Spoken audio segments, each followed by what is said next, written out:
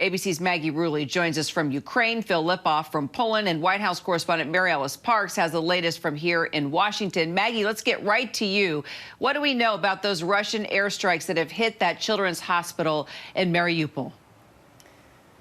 Yeah, Kira, the reports coming in on this are just horrifying. President Zelensky saying it's an atrocity, saying that right now there are women and children that have been trapped under the rubble. We know that rescue operations are ongoing. At least 17 people, including moms-to-be, have been pulled from that wreckage. You know, President Zelensky tweeted out a video, he says, is of the aftermath of this attack. And you can see that inside that building there are brightly colored walls. There's a bed that's clearly made for an infant, all destroyed.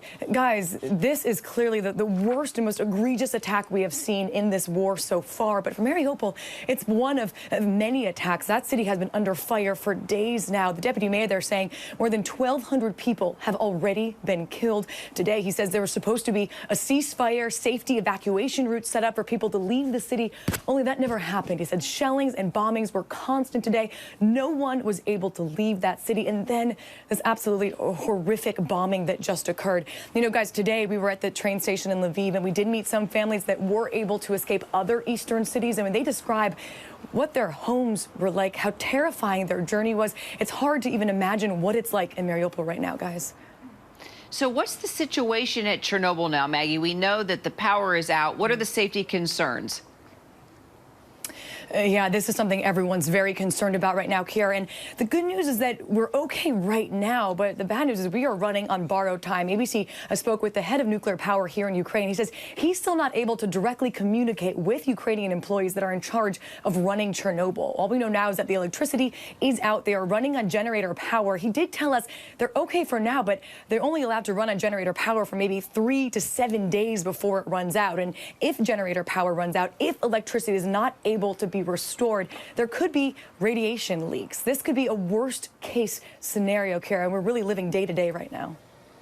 Wow. All right. Well, Phil, let's take over to you. You know, there's been a lot of talk over the past 24 hours of Poland's offer to transfer these Russian-made fighter jets, these MiGs, to a U.S. base in Germany, then to be delivered to Ukraine. The Pentagon said no to the offer. So what more can you tell us about this struggle to get Ukrainians aircraft in addition to weapons, while the U.S. just doesn't want to take the risk of expanding this war?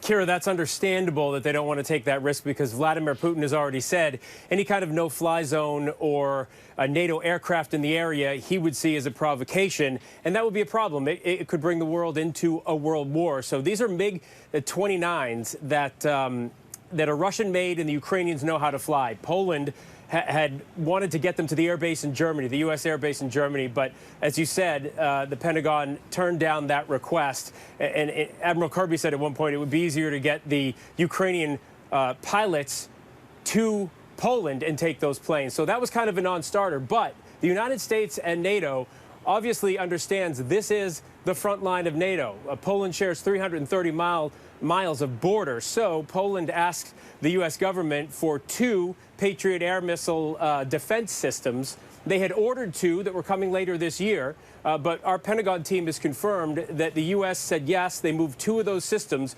from Germany to here in Poland. They are on the ground right now as we speak. We don't know where they are, Kira, or their operational status, but they are defense systems meant to shoot down any kind of incoming threat. They are not meant to go on the offensive. So with that said, Phil, is there growing concern there in Poland that it may get tangled up in this war? I think there is, Kira, and we've been hearing that more and more over the last week or so. I mean, if you're sitting here in Poland, right, you know the history of this area. There is a part of Western Ukraine that at one point was part of Poland, and at one point it was part of Russia. So knowing that history in this area and knowing Vladimir Putin's intentions, everybody here believes that he's trying to build back the old USSR. And if you're standing here in Poland, what you're looking at is Russian troops making their way across Ukraine toward your border. So, yes, people are getting increasingly concerned that something could happen here. All right, Mary Alice, let's take it over to you. You know, the House is now poised to approve this funding bill that includes nearly $14 billion in emergency aid for Ukraine. It's got bipartisan support, and it's even a bigger package than what the White House originally requested. So let's talk strategy and impact here. Yeah, Carrie, like you said, almost $3 billion more than the White House had even asked for. There's money in this for the Department of Defense. We know that the United States has surged just shy of 10,000 U.S. troops to the region, so money to support that. $4 billion for refugee support and assistance with humanitarian aid, economic aid, and just helping those NATO allies that are bearing the brunt of this humanitarian crisis, that are helping there. And interesting, too, a lot of money set aside for cyber defense, both domestically, but also to help NATO countries beef up their own cyber defense. This remains a serious concern for this White House. And what about Vice President Kamala Harris, Mary Alice? She's en route to Poland now, where Phil is. She's planning on speaking. What's the goal there? Yeah, clearly just to show support. It's a big deal to send the vice president to the region right now. The White House wanting to send a message that this is an all-hands-on-deck effort, that they are paying attention at every single moment, every single hour, and they are trying to really lend support in the biggest way. She also just needs to make sure that the lines of communication between NATO allies and the White House are strong. They are trying to respond together with these sanctions, but also with military support. And so she's going to be meeting one-on-one with these leaders to make sure that they are talking and that they are talking effectively. All right, Phil, Maggie, Mary Alice, thank you all so much.